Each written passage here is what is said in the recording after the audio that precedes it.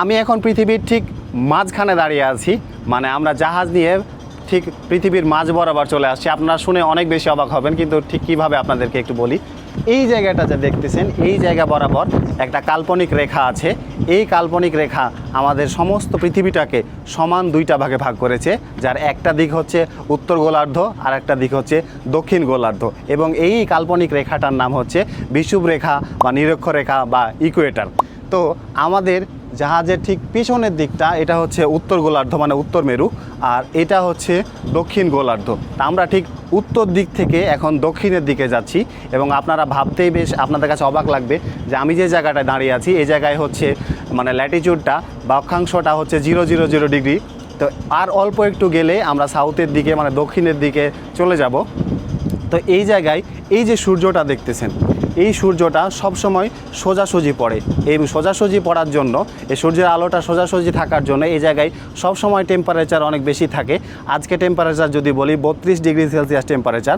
Normally এই জায়গাটাই 25 থেকে 33 ডিগ্রি সেলসিয়াস সবসময় থাকে।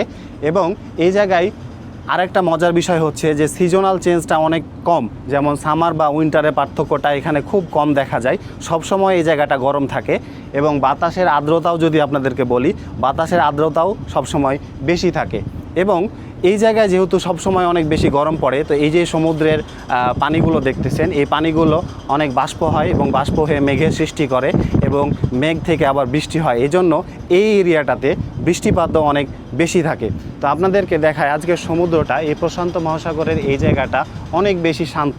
নর্মালি এই ইকুয়েটর এরিয়াতে তেমন কোনো ঝড় বা সাইক্লোন দেখা যায় না, বাট ইকুয়েটরের পরের জায়গাগুলো বা পরের এরিয়াগুলোতে অনেক সাইক্লোন হয়, বাট এই জায়গাটাতে কোনো সাইক্লোন দেখা যায় না।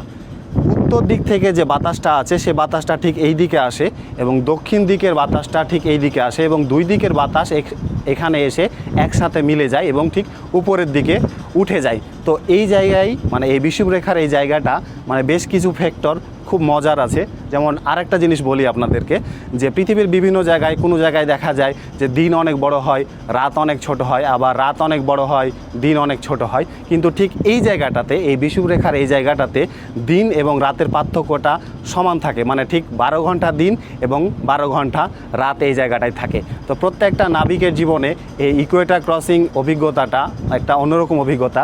যারা অনেক পুরাতন নাবিক আছে তারা এই জায়গাটা অনেকবার পার হয়েছে, এবং আমার ব্যক্তিগত জীবনেও আমি ইকুয়েটর অনেকবার পার হয়েছি। কিন্তু যারা নতুন শিপে আসে তাদের বিভিন্ন শিপে ইকুয়েটর ক্রসিং একটা সিরেমনি বানানো হয়, এবং এই ইকুয়েটর পার হওয়ার অভিজ্ঞতার একটা সার্টিফিকেট দেওয়া হয়ে থাকে। তো আমরা এখন যে জায়গাটায় আছি, আপনারা আজকের সাগরটা যদি দেখেন তাহলে দেখবেন একদম শান্ত এবং বেশ রৌদ্রোজ্জ্বল।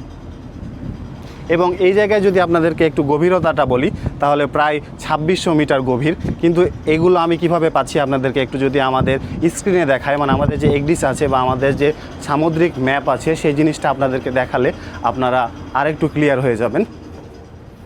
এই হচ্ছে আমার এক্সডিস, এবং এই এক্সডিসে আমাদের শিপের পজিশনটা ঠিক এই জায়গায়, এবং আমাদের অক্ষাংশ মানে ল্যাটিটিউডটা দেখেন 000। আর অল্প একটু গেলে আমরা সাউথের দিকে চলে যাব, এবং লঙ্গিটিউড হচ্ছে 98 ডিগ্রি ওয়েস্ট। তো এই ইকুয়েটর পার হওয়ার মানে আমরা যে পৃথিবীর ঠিক মাঝ বরাবর আছি, এটা একটা অন্যরকম অনুভূতি, আর সেই অনুভূতিটা আপনাদের সাথে শেয়ার করার আমি চেষ্টা করেছি। তো এরপরে আর একটা জিনিস আপনাদের সাথে শেয়ার করব, সেটা হচ্ছে আন্তর্জাতিক তারিখ রেখা। আমাদের জীবন থেকে একটা দিন হারিয়ে যাবে, কিন্তু ঠিক কীভাবে হারিয়ে যাবে সেই জিনিসটা আপনাদের সাথে আমি শেয়ার করার চেষ্টা করব। সেই ভিডিওটি দেখার জন্য আমার সাথেই থাকবেন। আমি সাথে ছিলাম ওয়াহিদ হাসান নয়ন দাসী পেজ থেকে। দেখা হবে নতুন ভিডিওতে, আর ভুল ত্রুটি হলে ক্ষমা সুন্দর দৃষ্টিতে দেখবেন। আর এই সমুদ্র যে কত বিশাল, এটা আমাদেরকে বারবার মনে করে দেয় এই বিশাল সমুদ্রের কাছে আমরা অনেক ক্ষুদ্র। আমাদের জন্য দোয়া রাখবেন। দেখা হবে নতুন ভিডিওতে।